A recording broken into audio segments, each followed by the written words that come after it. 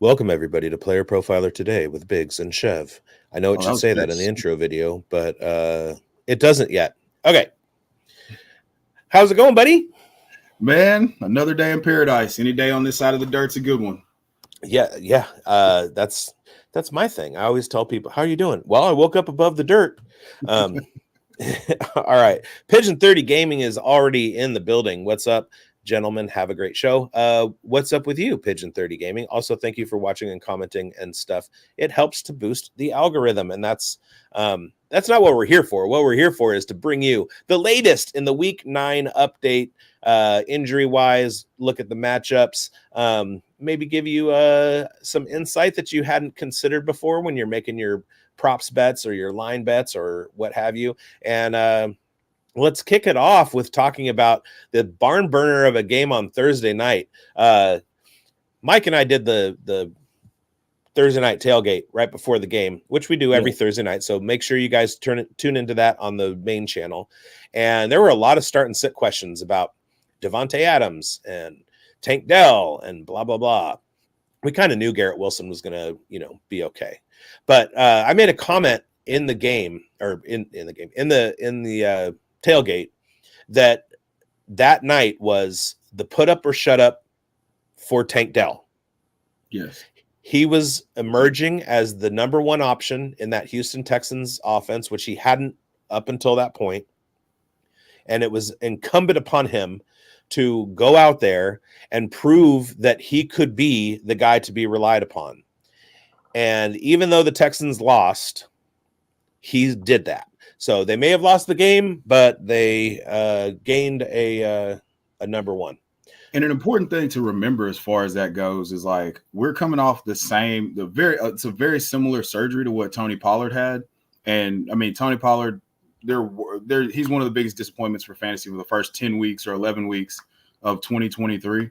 And Tank Dell is coming off of a very similar surgery to where it's not there just because they've returned to play doesn't mean they've returned to like the level of explosiveness that they had prior to that injury. So I do expect bigger things from Tank Dell coming forward. Like Nico's back next week. That's going to take some pressure off. Like if Tank Dell is the primary option, that's never going to be a great thing. But Tank Dell against like a number 2 or a nickel corner, like in him and CJ Stroud and that chemistry that they have, like that's going to work. So I was thrilled to see it, but I also have been kind of tempering my expectations. Like he's missed a bunch of plays where he dropped a 50-yard touchdown. Like people are panicked on him because you're looking at the box score, but like it's been there. But I mean, the Texans as a whole offensively outside of Joe Mixon and Nico had been very disappointing anyway.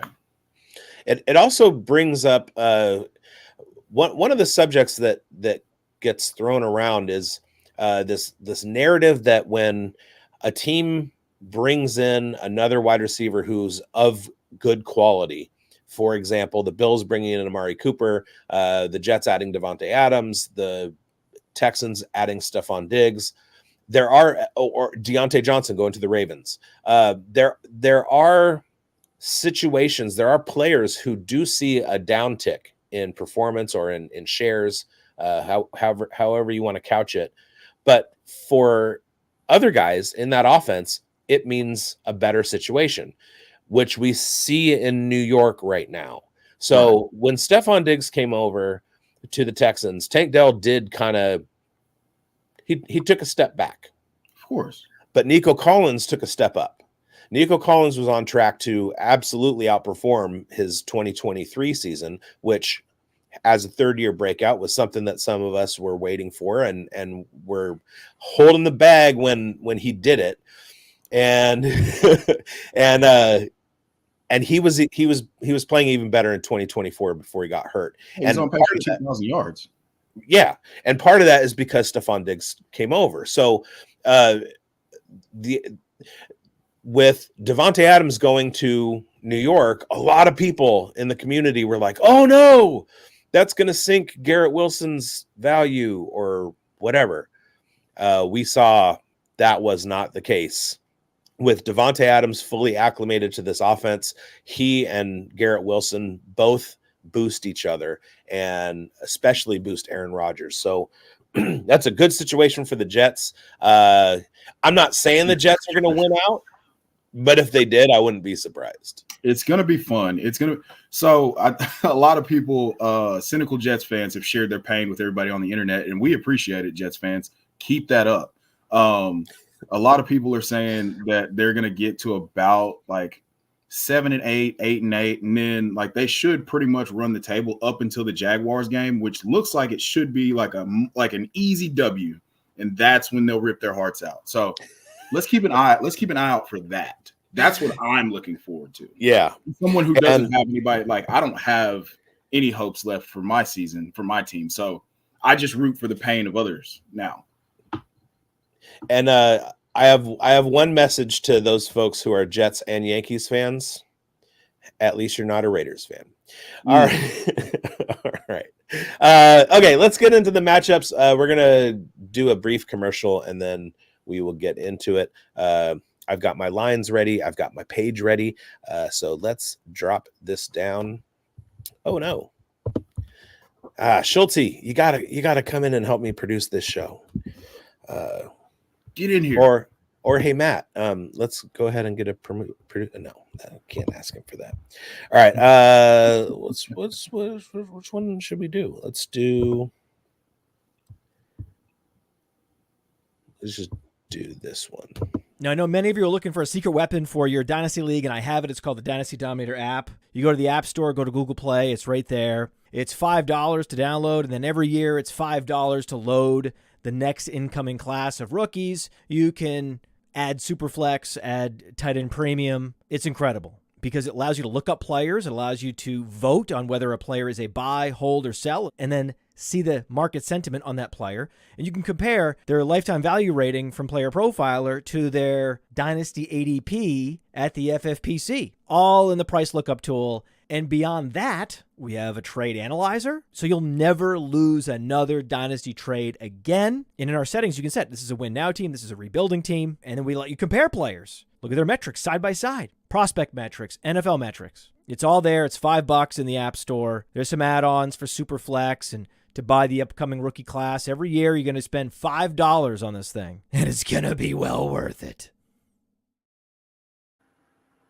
Thank you, Matt. We appreciate you. All right, let's get to the matchups. We got Sunday, November 3rd, the early slate. This one looks kind of weird. To kick it off, we got the Dallas Cowboys at 3-4, and they are visiting the Atlanta Falcons. For the Cowboys, Micah Parsons is still out with that ankle injury, Jordan Phillips with a wrist, and Deron Bland with his foot injury. Zach Martin, Linval Joseph, Eric Kendricks, Nick Vigil, and Trevon Diggs are all questionable. For the Falcons, my favorite name, Rukarororo, is out. That's an excellent work there. I had to write him up in the draft, and I had to learn how to spell Orororo. That's twice now, and I have looked at it, and I'm looking at it. I'm actively looking at it right now, and the best part about it is his first name is Rook. Right. So it sounds like you're just making random noises, but that is a real person. Rook Ororo. Also, spell Hushmanzada. TJ Hushmadu championship. That's what I got for you. All right. JD Bertrand, linebacker, is also out. Chris Lindstrom, Drew Dahlman, and Troy Anderson are questionable. We got to see Troy Anderson play. Let's go. All right. Dallas is in win now mode. They're 3-4. If Dallas goes to 3-5, that's bad. It's real bad. It is not their ideal position that they would like to be placed in, as the great macho man Randy Savage would say. But this is one of those games. I don't feel like the Falcons are going to be able to. I feel like the Cowboys are going to win this game, and I don't love saying that. I don't love rooting for anything positive attached to Jerry Jones. But yeah, I feel like they're going to win this game. I felt like Atlanta, Atlanta has looked phenomenal on offense for one drive of one game and then 2 games, 8 quarters against Tampa Bay. Outside of that, it's just kind of been sure they're a good team.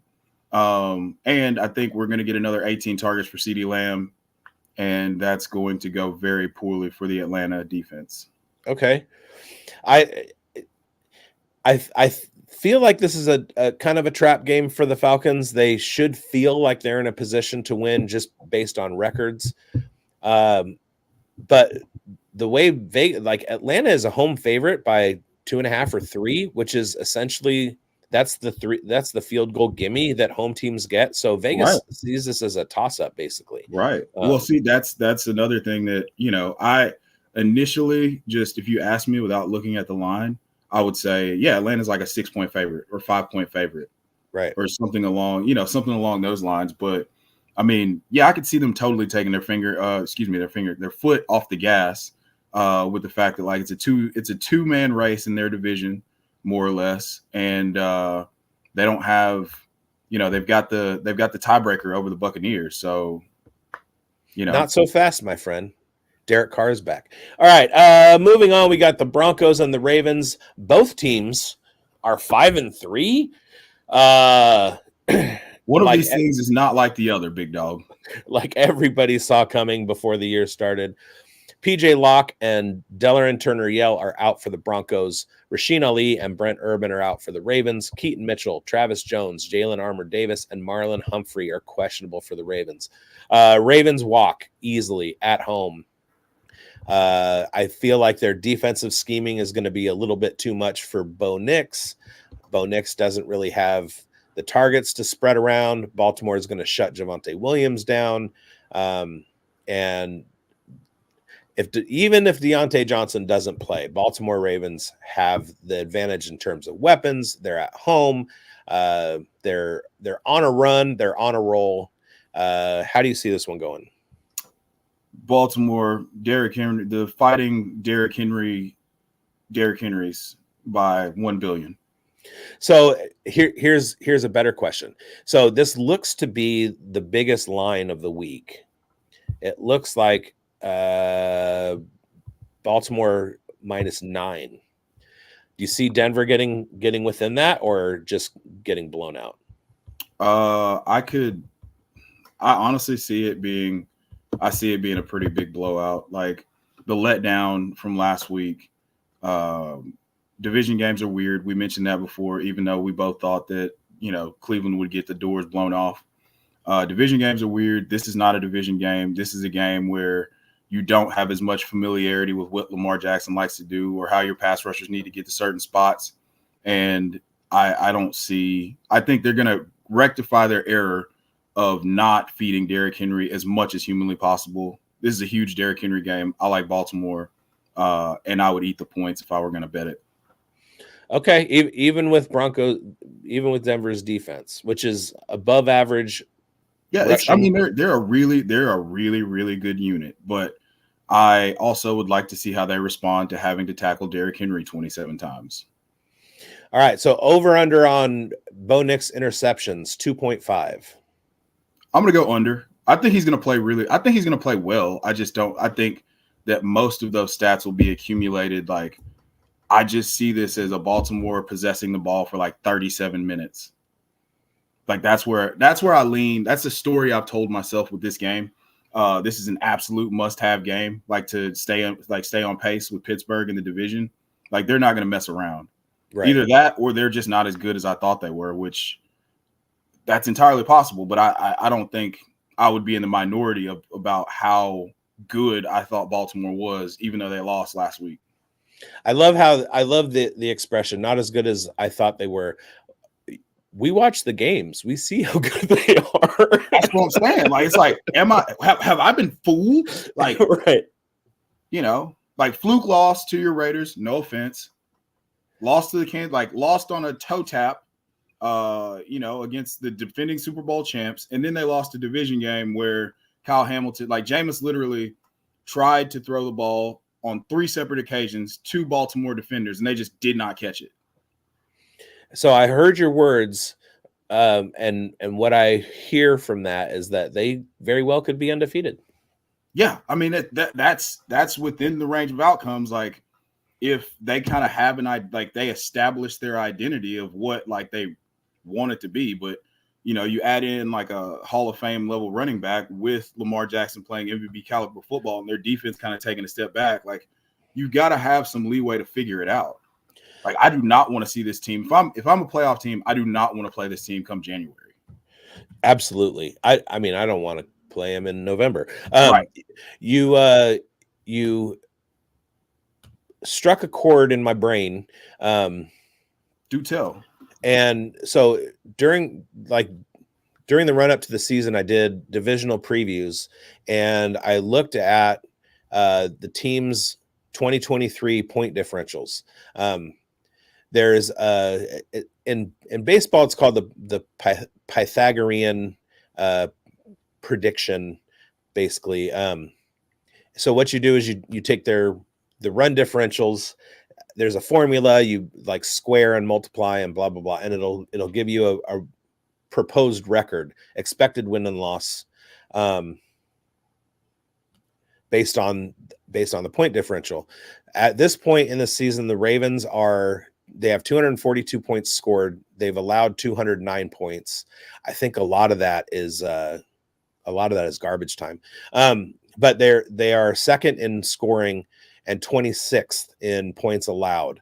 And they have an expected win-loss of 4.7 to 3.3, which means that they basically aren't losing by luck or bad luck or whatever you want to call it. They're right around, based on the points that they give up, they're right around where they should be. In fact, they have a third of a win more than they should based on the points that they've given up. So, well, yeah. Well, and ironically enough, that's true because they should have lost the Cincinnati game. Okay. Okay.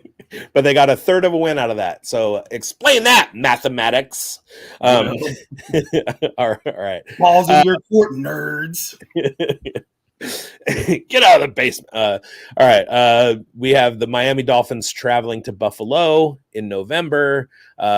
Heat team against a snow team. I don't know the weather report for Buffalo. I might have wanted to look at that. But the Dolphins are 2-5. Basically, part of that is because Tua has been out. The Bills are 6-2, a game ahead of Baltimore in that AFC race. The Dolphins will be without River Craycraft, Julian Hill, Zach Sealer, and Kader Kohou. Javon Holland is doubtful. Alec Ingold, Raiders legend, and top 5 NFL names Storm Duck are questionable. Even with Tua, I think Miami loses. I agree. I concur. I'm looking up the weather for you in Buffalo right now. Looks like it's going to be clear, but a little chilly, a little blustery. Yeah, high tomorrow of 57. Let me see here. That's not too bad. That's a beautiful day. 11 p.m. Sunday, November 3rd. Yeah, so sunny at kickoff. With a predicted temp of 53 degrees. Yeah, no weather issues for tomorrow. Only about 10-mile-per-hour winds. Josh Allen legacy game incoming. That is my ideal weather right there. All right. Yeah, it's fantastic. If it was going to be down into the 40s, I would say we are on soft tissue pull watch for the Dolphins. But yeah, I still think Buffalo rolls. They're 6-point favorites, easily 2 field goal. Well, I might actually take Miami with the points. Make this a Tyler Bass game. I mean, anytime you're putting it on the leg of Tyler Bass, you're asking for disaster. Wow, that's a bold take. Because he's been okay. I forgot to say the Bills game last year. That's true. And that's also an outlier, but in 2022, based on Scott Fishbowl scoring, he would have been the place kicker leader. Yeah, no, I mean he's an excellent kicker. It's just that I may or may not have had some money on that game. Hurt people, okay? Yes, I get that. For the Bills, Reggie Gilliam is out. Amari Cooper is questionable with a wrist injury. Curtis Samuel working his way back from a pectoral injury, which kept him out. And cornerback Christian Benford is out with a wrist. But Terrell Bernard is not out. He is back in the lineup, and he's going to be a difference maker, especially in that run game where they're trying to defend against Devon Achane and Raheem Mostert. I'm hoping that they make this turns into a shootout, but I mean, just the key takeaways are Josh Allen legacy game for me. Okay. Yeah. Josh Allen, or as some people call him, Anthony Richardson heavy. Yeah. Anthony Richardson is Josh Allen light. All right. We got a pillow fight. The New Orleans Saints travel. They're 2-6. Oof. They were my division sleeper. Carolina Panthers 1-7. Somebody's got to lose this game. Kendre Miller is out. Dang it. Just when you thought he was in, they pull him right back out. Bub Means is out as well still. Marshawn Lattimore, Kool-Aid McKinstry, top 5 name. Jamal Williams is doubtful. Cedric Wilson is questionable. Nick Saldivari, Shane Lemieux, John Ridgeway, Nephi Sewell, and Rico Payton also questionable. Let's see. We've got the return of Derek Carr. Chris Olave is ostensibly healthy. Alvin Kamara typically does pretty well against the Panthers. The Panthers have Bryce Young and Jalen Coker, along with some other guys, Xavier Legette, who's a national treasure. How do you see this one going? This is kind of a toss-up. Looking at the lines, we got 18.5 points proposed for the Panthers, and Vegas has 25.5 for the Saints. Vegas has a big line in favor of the Saints. Big fan, really, really, really big fan of basically all the anytime touchdown prop bets for Kamara, Taysom Hill, Olave. We've talked about this before. The Carolina Panthers defense is a USFL defense. They're kind of piecing it together and just hoping for the best. They're not going to be able to stop anybody. Derek Carr, when he's not pressured, is the second coming of John Elway. And it just works when he's not under duress. So I like New Orleans big. I think they've got, you mentioned Cesar Ruiz. Is he back? Is he in? He is not on. He doesn't have an injury designation. Yeah. So Cesar Ruiz is in. That offensive line's getting healthier. That's just yet another reason why Carolina won't be able to get any sort of pressure. Now, on the flip side, I am very intrigued by Jalen Coker props this week. I'm really, really, really interested in those. I find myself He was a waiver wire ad for me in my fantasy shows. I love his profile, UDFA notwithstanding. But, as a Raiders fan, I've seen some UDFA wide receivers absolutely show out. And it's just, it's opportunity. We're past the point of him being a UDFA. He made the 53 off the rip. So we can't really, you can't say he's UDFA. You can't hold that against him per se now during the season. He pushed Deontay Johnson out of town, which is weird. Right. They could have just held him and gotten a third round compensatory pick, and they were just nah, we'd rather just see what we got in these rookies. Love it. And there a lot can be made of sitting Bryce Young and allowing him to work with some of the second team wide receivers and develop that chemistry before they go back into live game action. And it seemed to show immediately. I'm so glad that you said that, because he looked like a different, now granted, he wasn't really lacing it over the middle. He's never going to be able to do that because he's 5'10", But those throws outside the numbers, like he was on the money. He was stepping and delivering. Like he wasn't like flinching under pressure. Like he looked. It's gonna sound weird, but he looked as good as he's looked in any of his starts so far. Maybe Dave Canales' magic fingers have taken hold. Yeah. I did it again. I left out one of the team's injuries.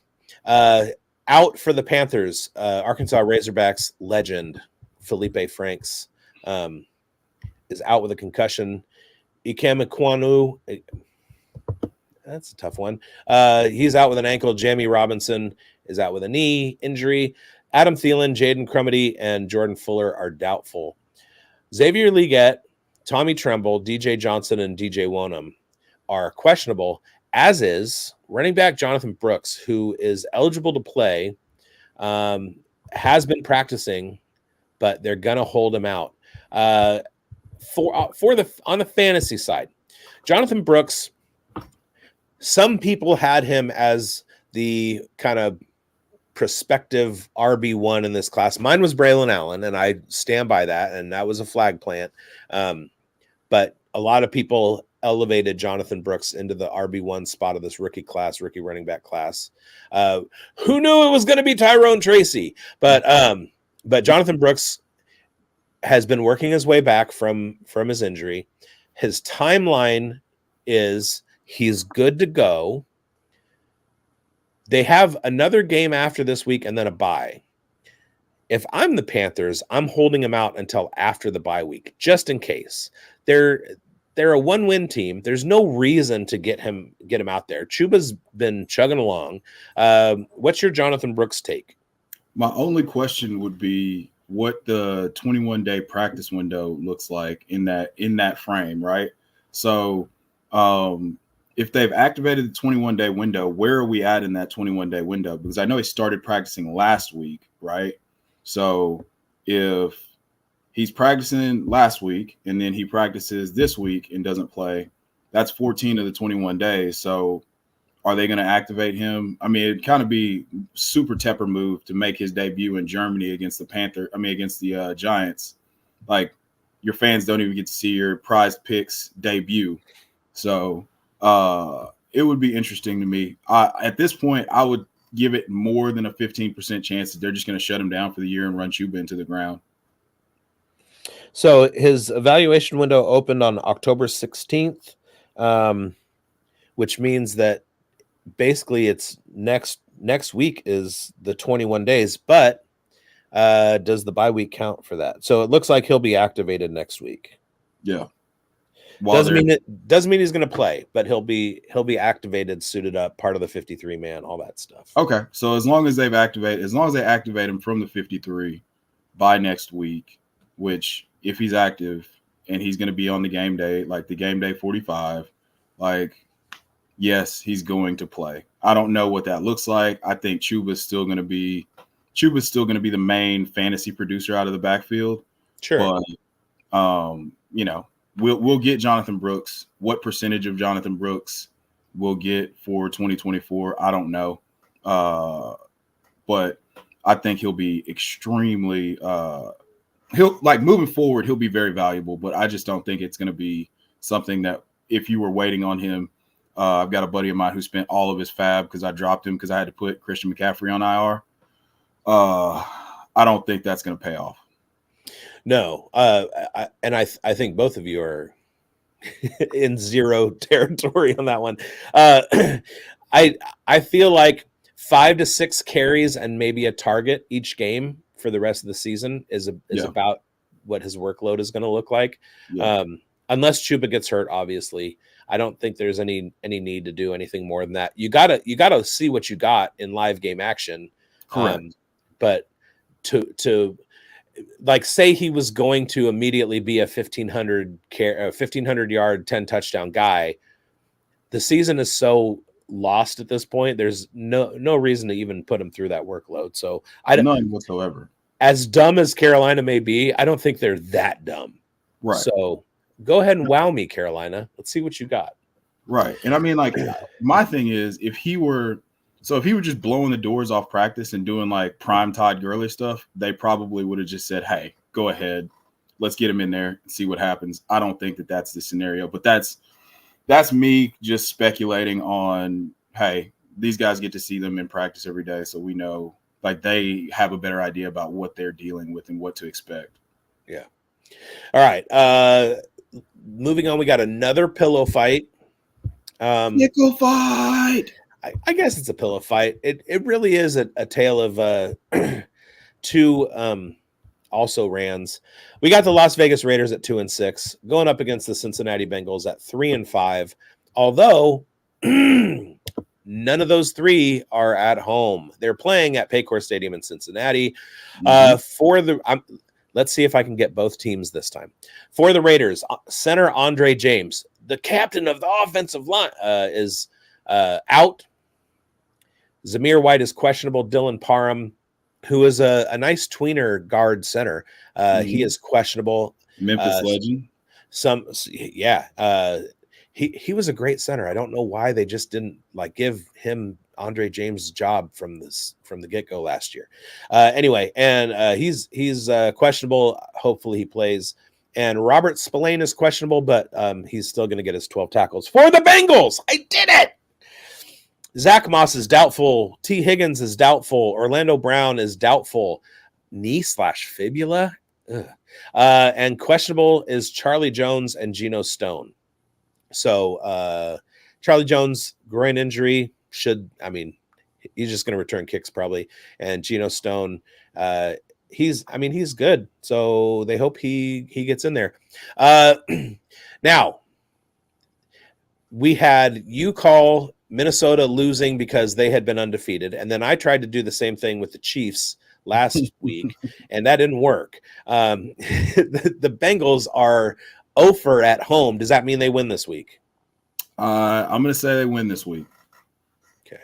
I'm going to say that they win this week. I think this is going to be so on my show, 2 Guys 1 Pod, I said Chase Brown is my start of the week. And that was before I found out that Zach Moss was doubtful with a neck injury.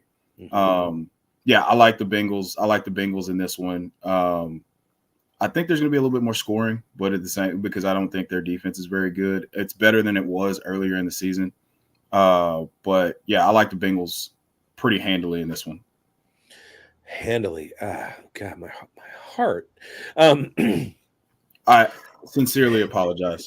But no, that's okay. I've called this one an upset because obviously Cincinnati is favored. And they are big favorites, 27 points for Cincinnati implied by Vegas, and the Raiders are 19.5. So it's a good 7.5 point spread.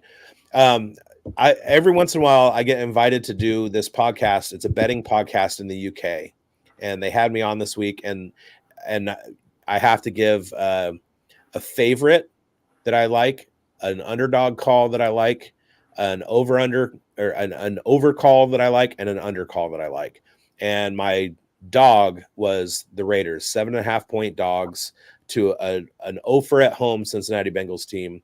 I said, I don't necessarily think the Raiders are going to win, but I like the 7.5 points. For sure. But the main question is over-under on Gardner Minshew turnovers, 2.5. Over. All right. Yeah.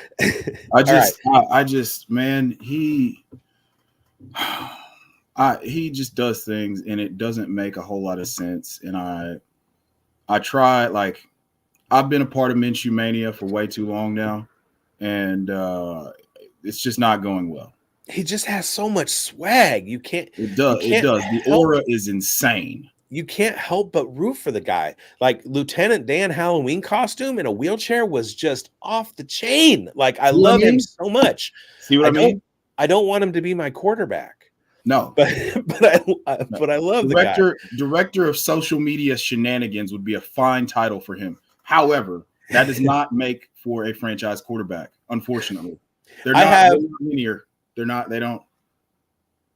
I have a Fallout based app game called Fallout Shelter, And sometimes the characters, when they get generated, one of them looks like Gardner Minshew. So of course I named him Gardner Minshew. And then you breed the vault dwellers. And since I named him Gardner Minshew, all of his offspring are last name Minshew. So there's just Minshew throughout this game, everywhere I look. I love the dude. What do we see from T. Higgins this week? That's the real question here.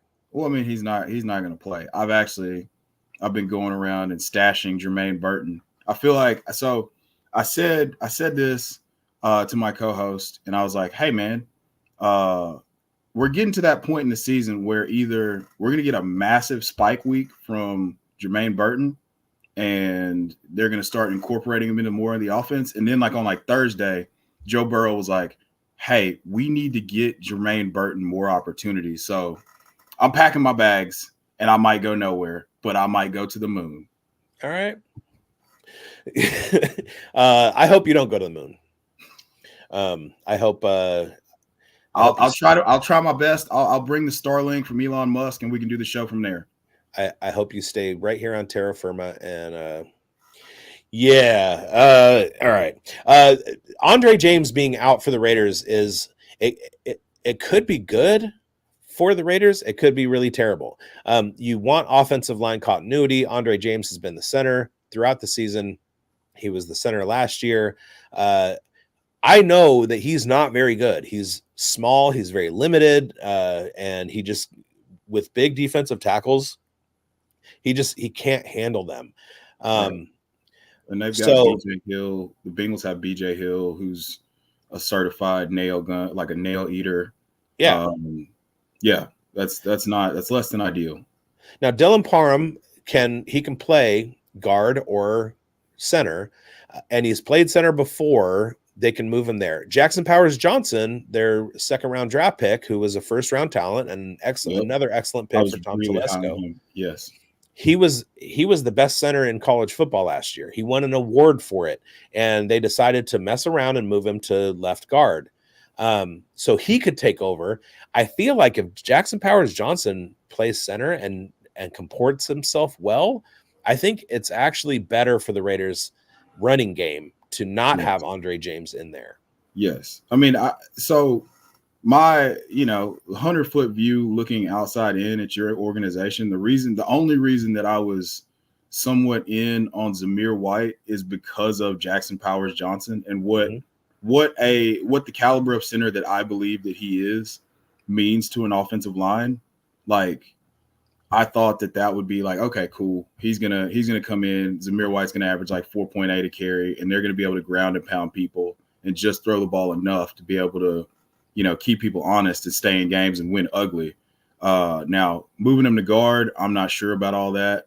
Him and Graham Barton in Tampa Bay were two of my favorite guys in this past draft, interior offensive line wise. So if he does do well at center, that would be fantastic. I'm hoping for it. And when he came in after his injury, that they had their first game where it looked like the running game was opening, and Zamir White looked just fine, except he fumbled and then he got hurt. And so I still think there's a road to success this season for Zamir White. He just has to get over his injury, and they need to figure out their offensive line. We have Chef TPTB, Tom Brady. I don't know what that. Sup, Jess? Hey, how you doing? Thanks for watching. And nobody wants to hear about the Raiders anymore. I don't even want to talk about the Raiders anymore. So let's move on to it's the AFC West versus the AFC Central, and we've got another matchup. Los Angeles Chargers traveling to the land of Cleve to face the Browns. Browns are 2-6, but looked a little bit better with Jameis Winston at the helm.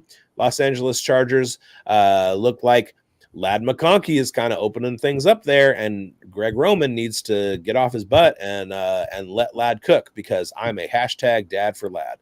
The Chargers, we've got son of legend, greatest NFL player of all time, Jerry Rice. Wide receiver Brendan Rice, he's out with a shoulder injury. Christian Fulton is out with a hamstring. Stone Smart, top 10 name, is doubtful. DJ Chark is questionable. Joey Bosa is questionable. Denzel Perryman is questionable again. For the Browns, linebacker Jordan Hicks is out. Jeremiah Owusu-Koramoah is out. Kaliki Hudson is questionable, and so is Denzel Ward. Big one for the Browns. They're 2-6. They want to go 3-6. They want to at least paste some hope on this season. But the Chargers look like they could make a little mini run in that AFC West. They're looking up at the Broncos and trying to pass them. How do you see this one going in Cleveland? Now, I'm weird about cross time zone 12 o'clock games for Pacific Coast teams. Let me start off by saying that we know, but I like the Chargers in this one. I think the run game with J.K. Dobbins. I think that Cleveland, having been one of the most heavy cover one, or excuse me, they're playing cover one at the third highest rate in the NFL. I think that's gonna, and Ladd McConkey's averaging something ridiculous like 3.18 yards per route run versus man coverage. They're gonna get Quentin Johnston back this week. I see more. This could be a battle of who makes the least mistakes, and if I have to choose between Justin Herbert and Jameis Winston on who's going to make the least mistakes, I'm going to go with Justin Herbert every time. Yeah. Ladd McConkey is also among the league leaders. He's either first or second in missed tackles forced per route run and third rookie wide receiver in first downs per route run. Yeah. So he's emerging. He's hitting all of the metrics that we expected that he was, such a stud with in college, and it's absolutely translating to the NFL game. So I like him going forward. I just spent way too much fab on him in one of my important leagues, or was it just the right amount? Well, considering so first of all, we started off with 10,000 fab. Oh. And I spent $1,000, and the next highest bid was $1. So, okay, all right. I could have gotten him for $2. just killing the sledgehammer, killing the fly with a sledgehammer. It's fine. It happens to the best of us. Yeah. It was a league put together at 3 a.m. at the Fantasy Football Expo by Undroppables. It was just Undroppables, folks. There are 8 of us, so it's an 8-team league.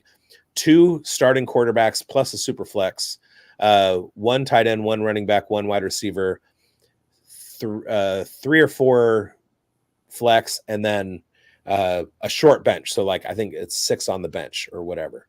I got made fun of for taking Jaden Daniels with the 106, and he's QB2 in the scoring system, and I'm tied for the best record in the league. But I had Mike Evans, Nico Collins, Brian Thomas Jr., who we'll get to in a second. So I'm just being decimated, just like everyone. I'm being decimated by injuries. So I grabbed Shakir and Ladd. And Shakir I paid $1 for. Ladd I paid $1,000. Yeah. All right. We'll see what the return on investment looks like here in a few weeks. It feels like it's going to be really good, though. I think TJ Hawkinson went for $5,000 or something. Anyway, Vegas has the Chargers favored by 2, and that's not within the home field goal advantage for the Browns. So money is on the Chargers. All right, we've got the New York Giants at 2-6 hosting the Washington Commanders at 6-2. For the Commanders, offensive tackle Cornelius Lucas is out, and Brian Robinson is questionable with a hamstring, but he should be okay. For the Giants, kicker Greg Joseph out, punter Jamie Gillen out. What are you doing in New York, you guys? Your special teams feet they're out. They're just running Junction Boys style practices just for the kickers. Right. Bryce Ford Wheaton is doubtful, and Ty Summers is questionable for the Giants. So not a whole lot of injury stuff to report in this game.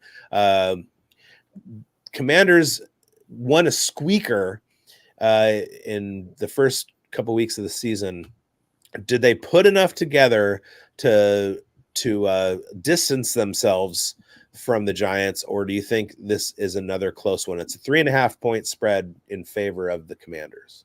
They're going to run roughshod over the Giants tomorrow. Like, Okay. full stop. They're trending in the right direction. They believe that they're a good team now, so their defense is going to play better.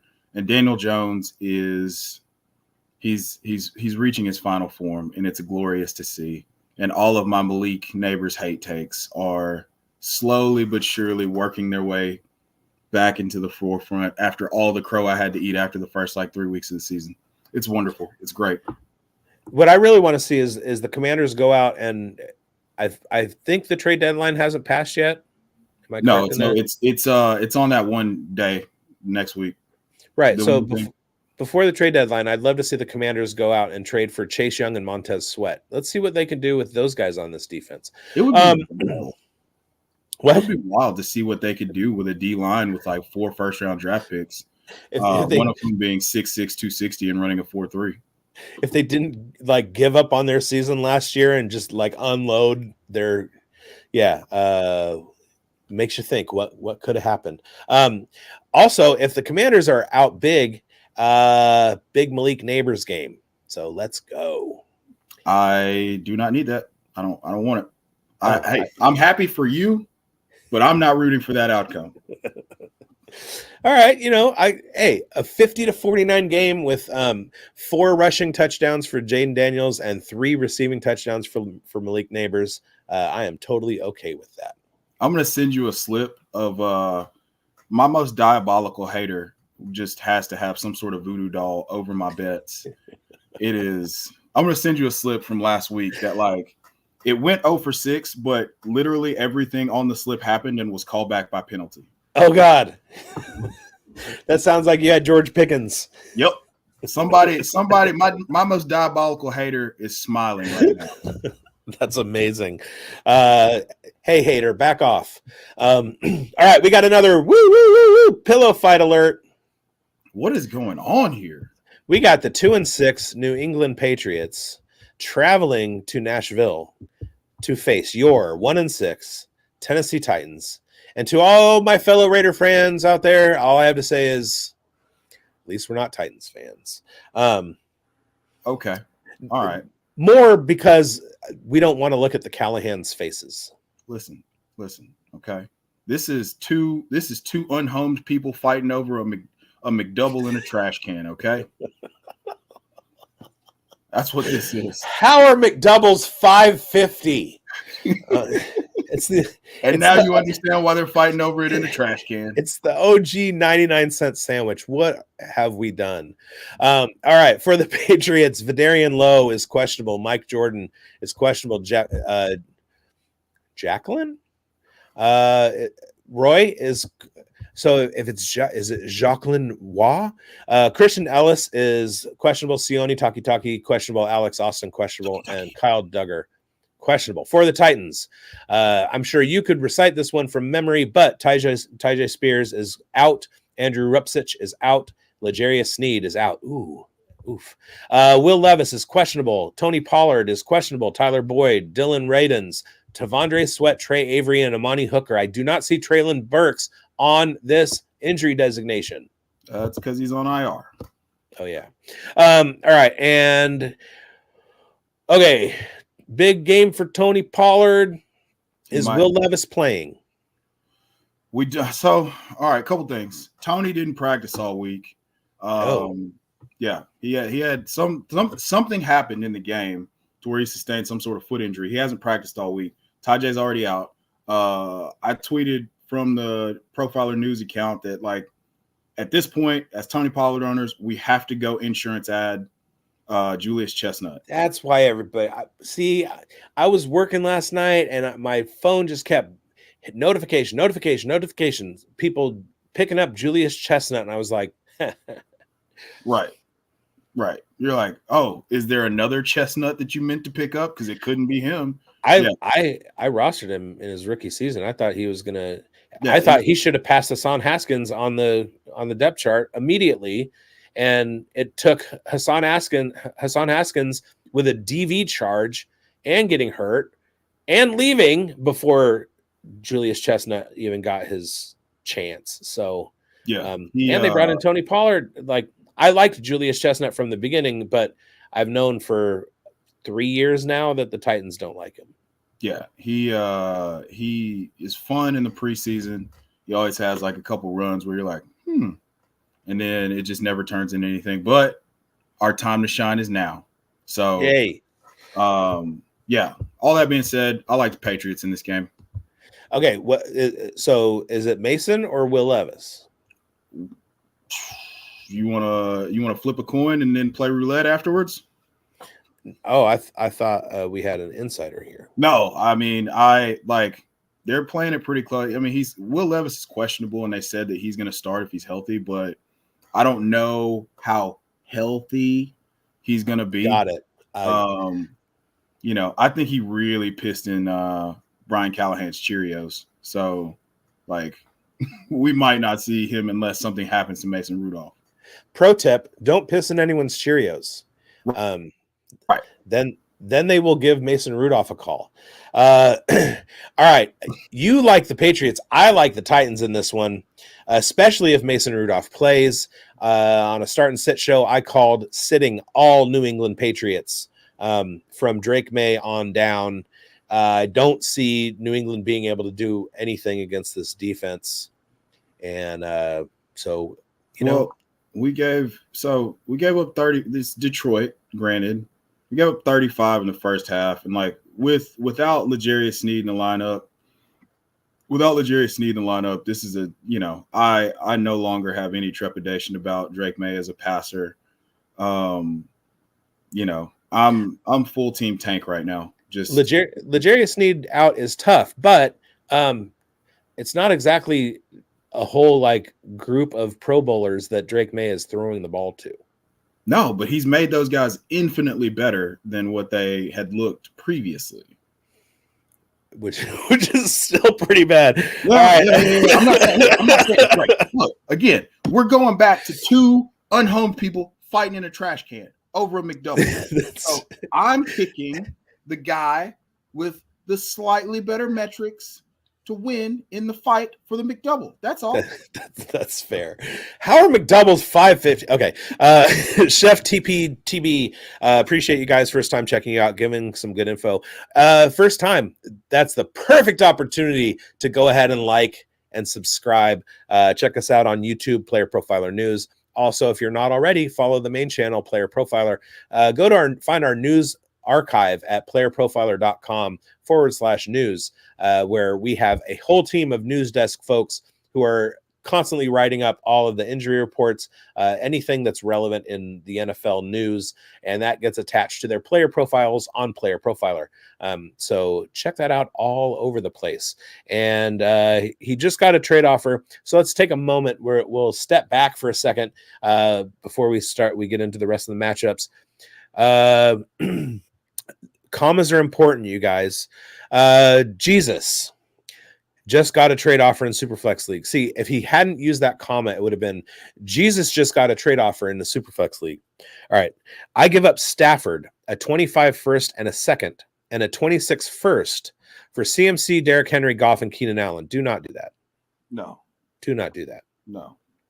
Financial advice, but do not do that. I would do a 26 first for that whole package. Yeah. But you've got CMC who's on his way out, Derrick Henry who is beating father time at his own game, but the cliff comes quick. Keenan Allen, he's been ramping up, but unless you are, no, I can't see a scenario where you come out ahead in 2025 or 6. Right. If you're in first place now, it might make sense just to kind of give you that push to avoid some kind of stupid playoff shenanigans. But yeah, I wouldn't do that. I mean, that playoff schedule, the playoff schedule for CMC is juicy. The playoff schedule for Derrick Henry is also juicy. Yeah. But Goff's playoff schedule is trash. And Keenan Allen, you can't trust Shane Waldron. So except Goff is indoors the whole time. No. They play They play at the Jets. I want to say here. I'll pull it up for you. Oh, I had okay. this part of my my underdog research was to go look all this crap up so that I tried to make lineups that were decent. So golf in weeks 15, 16, and 17, they get where are the Lions at? I know they play at San Francisco. They play the Bills, the Bears, and the 49ers, and only one of those is at home, I believe. Yeah, that's pretty rough. Yeah. It's less than ideal for sure. Good thing Jared Goff is matchup proof. Hashtag Novato boys. Let's go. All right. We'll be right back. Oh, the NFL season is underway, and if you drafted on Fast Draft this summer, the Origins All-Rookie game, the Flex 4 game, check the live scoring, see where you are in the standings. You might be in line for a big payday. And no matter where you are in the world, you should have the Fast Draft app because there's a custom Dynasty mock tool that's free to everybody with super sharp ADPs, and we're rolling out DFS tournaments throughout the year, and the 2025 tournaments will go live before any of us realize, oh my God, the 2025 season is upon us. Download Fast Draft, register, and you will be alerted as soon as these new contests are unleashed. Check it out on fastdraft.app. Yeah, and we are in the process of unleashing those new games. I'm in the money in 4 of my leagues, so I am enjoying that. Go get Fast Draft. It's pretty cool. It's going to change the whole DFS Fast Draft game. It's changing the world. All right. Oh, we got some more context. I have Gibbs, Chubb, Mostert at running back, but stacked everywhere else, and currently in 3rd at 5-3. Okay, so here's what I would recommend. I would recommend targeting Derrick Henry and not giving up Stafford. I guess I would do Stafford for Goff straight up. If somebody was going to give me Goff and I gave him Stafford, I would do that. But that Rams playoff schedule is pretty good, if I'm not mistaken, too. I would say adjust the offer and just try and focus on Henry. Yeah, I think that's the most actionable thing that you could potentially do here is just try to get Derrick Henry and, count your blessings there. They've got their playoff schedule is really, really nice, too. They got Giants, Steelers, Texans. Right. So, and you can hear all about that on the Dynasty Stock Market Tuesdays right here on Player Profiler News. I was waiting for it. with me and DFK Dynasty Football Key. So yeah, Chef TB, there's another live stream for you Tuesday mornings at 10 Pacific, 1 Eastern, where me and DFK, we do Dynasty stuff. All right, moving on to the rest of the matchups. We got the Chicago Bears. They're on the uptick at 4-3. They're taking on the Arizona Cardinals, who are 4-4, and they're exactly who we thought they were. They're going to surprise some people. The Arizona Cardinals. So wow. They're going to lose some games that they shouldn't. They're going to win some games that they shouldn't, and they're going to be sitting right there at 8-9, 9-8, 4-4. All right, so the Bears and Caleb Williams especially, except for last week against the Commanders, have looked a little bit different with Keenan Allen running at full speed. For the Bears, Braxton Jones, Kieran Amagaji, and Jaquan Brisker are out. Larry Borum, Ryan Bates, Tevin Jenkins, Montez Sweat, and Kyler Gordon are questionable. For the Cardinals, Jonah Williams is out. Darius Robinson is out. Roy Lopez and Naquan Jones are questionable. Cardinals at home. Sure. Tough call. This is a little bit more of a toss-up to me, although I do like the Bears defense in DST streaming. The line is 1 point.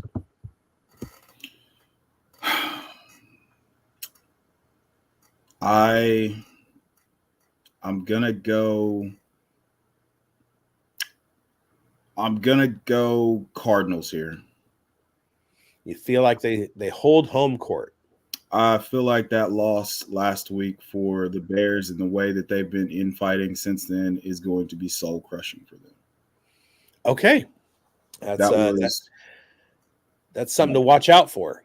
Yeah, I mean, I just looking at the outside looking in, based on the way that they responded after the loss, and the fact that just it was a complete and utter lack of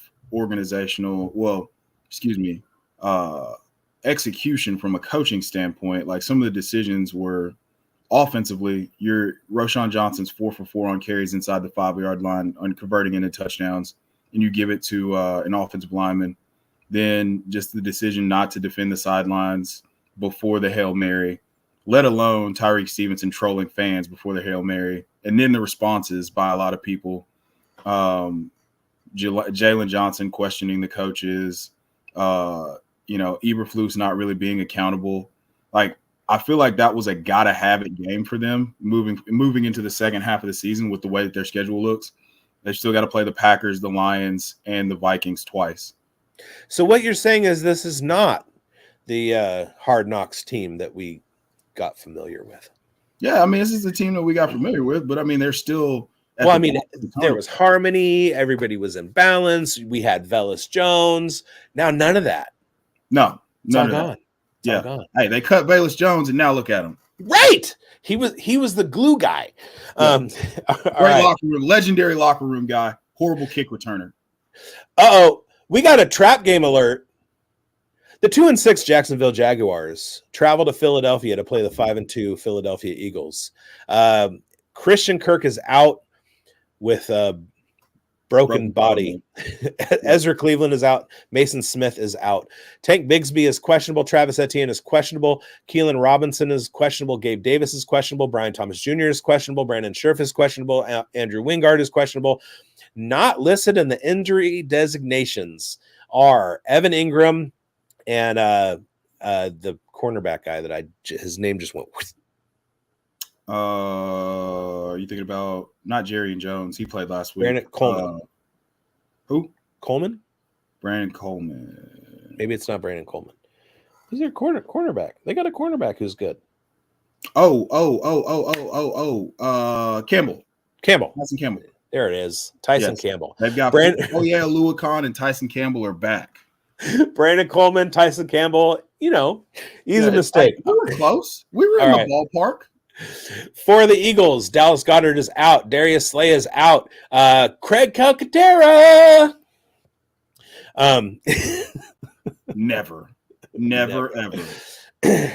Where are you, Johnny Wilson? Jacksonville Jaguars go into Philadelphia and proceed to stomp. Is that what you? No, I'm just okay. All right, just making sure. Philadelphia's 7.5-point favorites. I like them minus the points. Yes. Although the Jaguars have been surpassed in quarterback fantasy points allowed by Tampa Bay. It's by 0.5. So Jacksonville was first in fantasy points allowed to quarterbacks, second against wide receivers, and third in tight ends, and for like a month, and then Tampa Bay finally passed them in quarterback points allowed. Yeah, it'll flip back after this week. Jalen Hurts with Devontae Adams and AJ Brown he's a bona fide top 5 option. And that would have been cool if we had traded Devontae Adams to the Eagles. But Devontae Smith is definitely a start for me this week. There you go. All right. Dream work. Absolutely. Brandon Coleman, Devontae Adams, Devonta Smith. Yeah, we got it. Right. All right. Hey, we're here to confuse you and let you decipher the information for yourself. Okay, people. I feel like the next 2 games are my picks for matchup of the week. All eyes on me. These are the Tupac specials. The first one is Detroit at 6-1, headed to Green Bay at 6-2. It's a divisional matchup. It's for the division lead. For the Lions, Broderick Martin is out. Joshua Pascal is out. Malcolm Rodriguez is out. Those are all on the defensive side. Sione Vaki is doubtful. Mekhi Wingo is doubtful. For the Packers, Evan Williams, not a top 10 name, but my favorite name, because Evan Williams is my best friend. And if you know, you know. Yep. And Josh Myers is doubtful. Evan Williams is out. Josh Myers is doubtful. Jordan Love is questionable. Jacobs is questionable. Jair is questionable. Isn't it great that we don't have to say full names on some of these guys? And Corey Ballantyne is questionable. How do you feel about who do you have in this game? Le Lion de Detroit. It depends. I don't think Malik Willis beats Detroit, but I am filled with great trepidation about playing Jordan Love this week. Jordan Love gives him a shot. I'm terrified that we lose Jordan Love for multiple weeks trying to play through this groin injury. We got Green Bay's defense is a little below average against the pass, and that's kind of the Lions' bread and butter. A little bit above average against the run, which is also the Lions' bread and butter. And then on the other side, the Detroit defense is above average against the run and below average against the pass. But again, you've got a team that jumps out to big leads, and then there's a lot of garbage time. So there's a lot of like empty yards. Vegas has 3.5 to the Lions on the road. Oh, I mean, before Jordan Love was Jordan Love, they absolutely crushed Green Bay at home last year. Just absolutely crushed. Thanks, Pidge.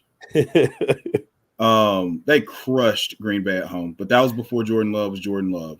Right. I don't think they crushed them here, but I like the Lions. Yeah, I do too. I do too. Especially given I don't like the defensive injuries on Detroit side, but the fact that Jordan Love, Josh Jacobs, and Jair Alexander are all kind of ailing, that doesn't bode well. Right. And I mean, the Lions have multiple ways. We talk about this sometimes.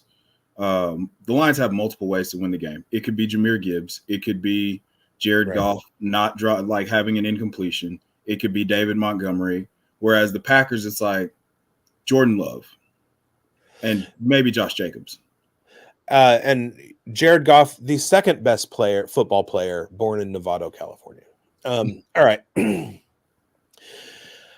We got another all eyes on me game. The Los Angeles Rams at 3-4, the Seattle Seahawks at 4-4. This is a divisional game at the top of the division with a 4-team race, really, because is anybody counting the Niners out of it? If the Rams win this game, they move to 4-4. They would sit half a game behind Arizona. If Arizona wins, if Arizona loses, they would be at 4-5. The Rams would be at 4-4. So they would be percentage points, winning percentage points in ahead. And the Seahawks would also be in second in the division at 4-5. So there's going to be some movement in the NFC West this week. Yeah. Puka Nacua has been questionable, but I'm betting that he plays. I agree. Cooper Kupp is back, and we saw a completely different Matthew Stafford last week. This begins the Los Angeles Rams 10-game run to the playoffs. Agree. I see the Rams winning. Seattle has been god-awful at home. Their defense has been pretty terrible. The Rams are an actual favorite. On the betting show that I referenced earlier, the Rams were my favorite that I picked. I agree. I mean, we saw what Stafford looks like. I was pretty keyed up on Stafford coming into the season because of the fact that, like, you've got continuity. They found their 2024 version of the Todd Gurley workhorse in the offense, and Puka Nacua and Kupp and Stafford have just a mind meld. And you saw that last week against an elite Vikings defense. I think that continues. Stafford's one of my favorite plays of the week. Like, I've actually got him in my lineup over Jordan Love right now, in spite of the matchup at home against Detroit. So I'm pretty excited about this Rams team, especially if they can pull out this victory here. So that means Seattle's going to win. I mean, okay. Pretty much, yeah. Like, hey, because we're all on the Rams. fade So us. Fade us. Seattle's going to hold court. All right. For the Rams, Joe Notaboom is out. Neville Gallimore is out. Ethan Evans, the punter, is sick. Okay, so that sucks. Puka Nacua is questionable. Jordan Whittington is questionable. Oh, no. Charles Woods is questionable, and so is Cameron Curl. For the Seahawks, DK Metcalf is out, and I think that is the wild card in this game.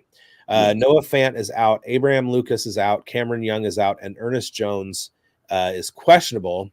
If he doesn't play, that's another huge thing. But I think DK Metcalf is the X factor. Him not playing is the X factor in this game, and those rookies on the Rams defense are fully coming into their own. Yes, they are balling right now. Both guys that I had high hopes for the Raiders drafting, but didn't go that way. Verse and Fiske. Yeah, I wanted Braden Fisk more than everybody but Bowers and Jane Daniels. Yeah, it went Jane Daniels, Brock Bowers, Braden Fisk. All right, we got the Colts at 4-4. Facing the Minnesota Vikings at home, 5-2. For the Colts, Bernard Raymond is out. Kwity Paye is questionable. Be nice to see him back. For the Vikings, Taki Taimani. So if Sione Takitaki was Taki Taimani's stepdad, then Taki would be Taki. All right, Blake Cashman, linebacker, is also out. For the Vikings, Taki Taimani and Blake Cashman are out. Dalton Risner is questionable. Caleb Evans is questionable. We have some discomfort in Indianapolis, and they're on the road. Joe Flacco has been named the starting quarterback because Anthony Richardson is being benched for development, even though Shane Steichen came out right after the draft when they drafted Anthony Richardson and said the best way for a quarterback to learn in the NFL is to play in the NFL. So you got a galaxy brain that one. And then for the Vikings, the key piece to that offense, TJ Hawkinson, is back. 5-2 Minnesota Vikings. How cool would it have been for them to be 7-0, getting Hawkinson back? Does Minnesota lose another game? They don't lose, but I think they might struggle a little bit more than people are willing to admit. I meant for the rest of the year. Oh.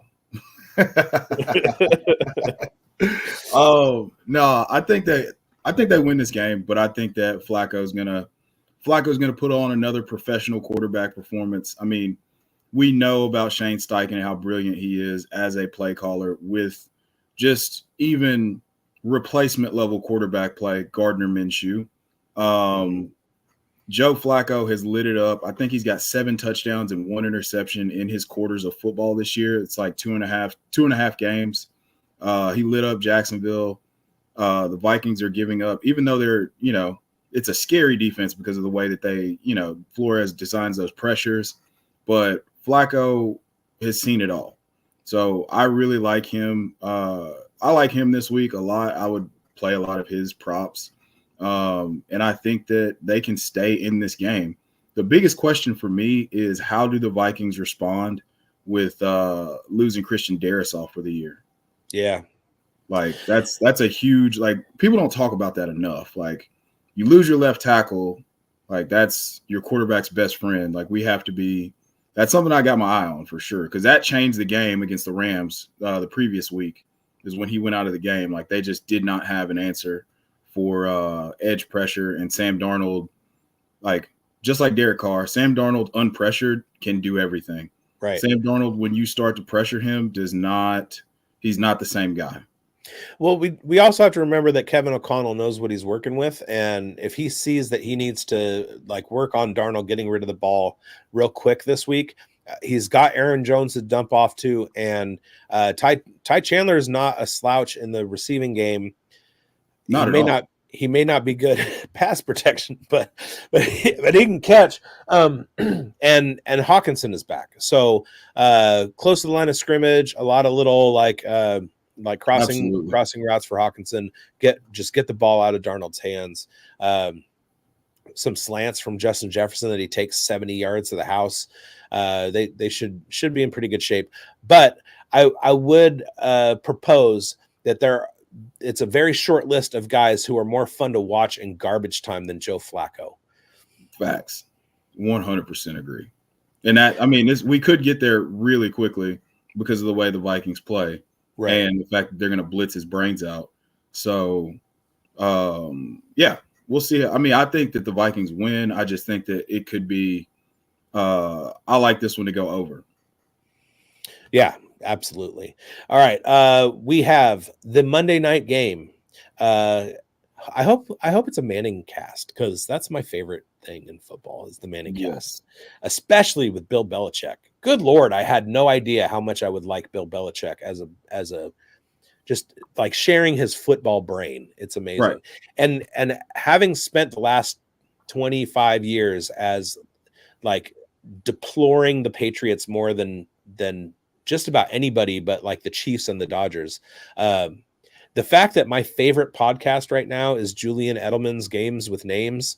It's the best podcast. And he just had Scott Hansen on, and it was amazing. It was the best episode of that podcast. And then also like watching Bill Belichick on the Manning cast, like, and Tom Brady being an owner with the Raiders, like, how? Dang you, Patriots, you win again.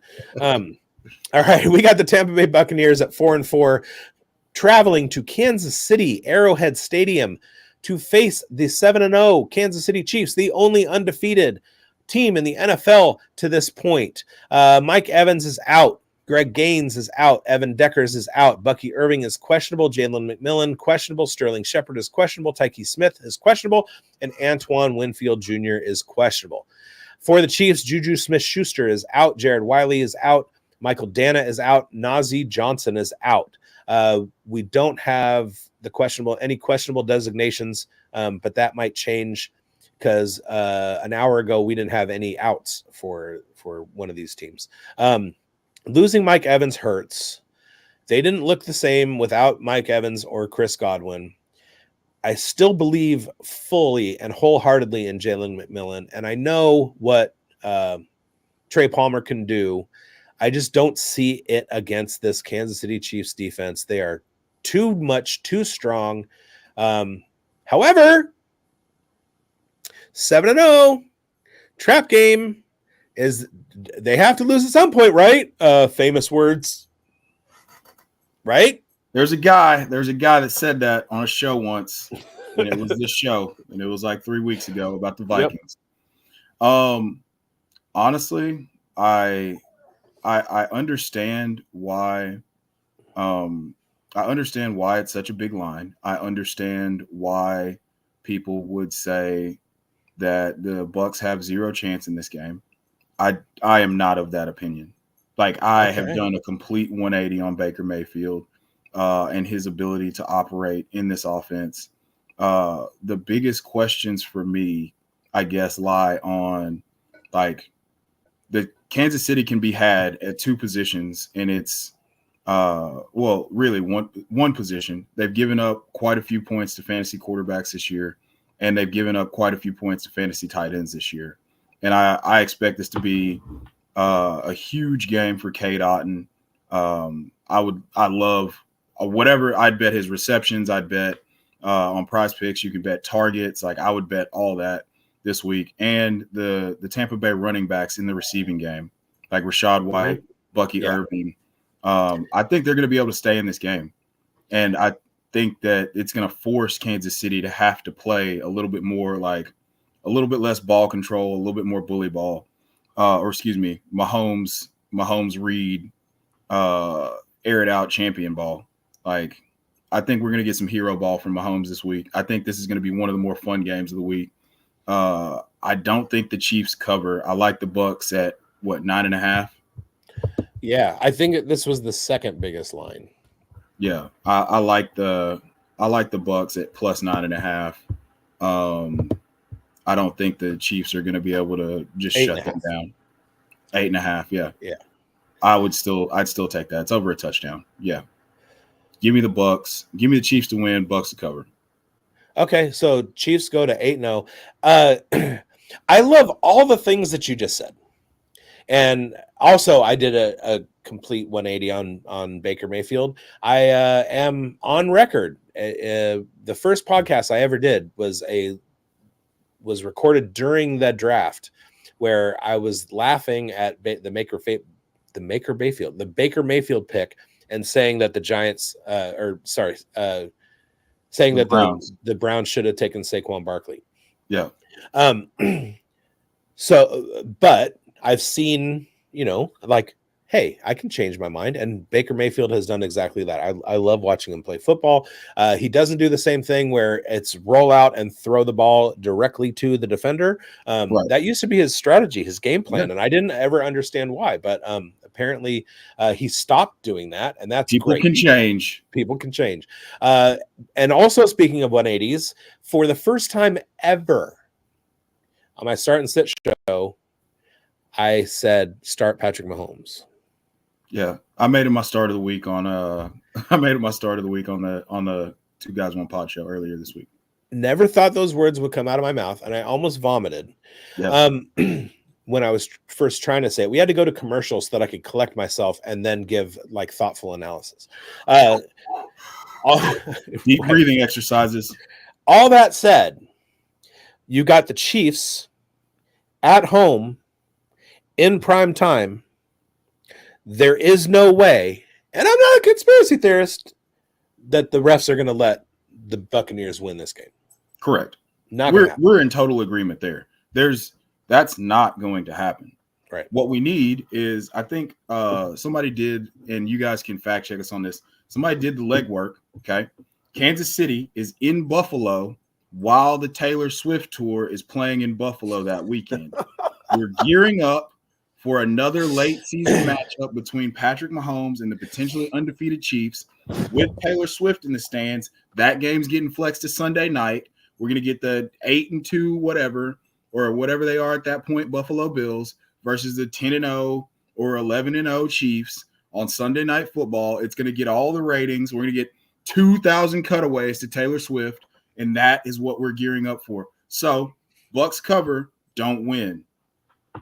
You know what I think? I think like initially right now, I'm leaning if the Chiefs are undefeated in that game, the NFL is going to give them a loss. Yes. Just because that would make it look like the NFL isn't in on it. Well, it's the obligatory regular season loss that's going to pump up the fervor to think that this is the year that Josh Allen finally gets by Patrick Mahomes in the playoffs. Because if Mahomes wins in the regular season, there's no fodder. It's like, well, my boot stays on your neck, bud. That's just what it is. We're not saying it's scripted. I'm just saying, you've got billions upon billions of dollars being bet. There's some guy with a pinky ring that's making some calls. That's all I'm saying. What do you have on Roger Goodell, Andy Reid? What do you have on Roger Goodell? All right. Okay. That's going to do it for us this week. I have been Biggs. He has been Chev. And this is always a super fun show. And we just keep stretching it out longer and longer and longer. And it's so good. We got a question real quick before we get out of here. Is Pacheco a buy? I know Pollard looked terrible after his broken leg. Do we think Pacheco looks better than that when he returns? Sure. I know a guy who just traded somebody important for Pacheco. And I was like, he's like, you're probably gonna say I'm stupid. And I was like, no, I'm not gonna say you're stupid. I see what you're doing. But yeah, second half of the season, I don't mind Pacheco. If the Chiefs feel like he's healthy enough to play a full game, he's going to be fine, and they like him better than Hunt. So I say do it. If the price is right. That's the thing about fantasy football, you guys, is that there is nobody who's not available. It's just what's the Are you cost? willing to pay? Are you willing to pay the price? Right. You want my Jaden Daniels? Hey, he's available. You don't want to pay it, but you could. All right. So we're going to get out of here. Have a great weekend, you guys. Enjoy the week 9 slate. It's going to be fun. There's a lot of really good games that are on the docket this week, and I can't wait. So like and subscribe, all that stuff. Follow us on Player Profiler News on Twitter and YouTube. The main channel, Player Profiler, on YouTube and on Twited. I'm at Big Boned FFB. He's at Chev90. Anything else you got to say besides go Titans? Hey, Drake London never, George Pickens forever. Ooh, that's a pretty good one. All right, all right, you guys. Have a great. Hey, I want to thank you for being part of this broadcast. If you have any thoughts on it, leave a comment. If you enjoyed it, make sure you leave a like. And if you want to see more shows on the Player Profiler channel, subscribe to it. That's how we know you want more.